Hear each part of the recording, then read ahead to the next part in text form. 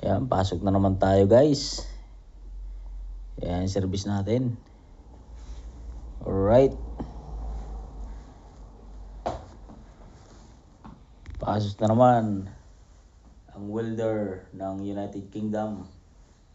Yo mga boss. So, bike lang tayo ngayon. Yan, bike natin. Bike na kasama ko.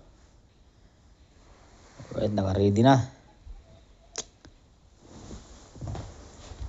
Medyo palamig ngayon. Makulimlim pa. Parang uulan. Yan mga boss. Tahimik ang umaga.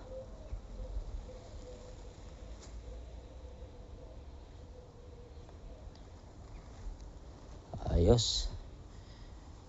Right.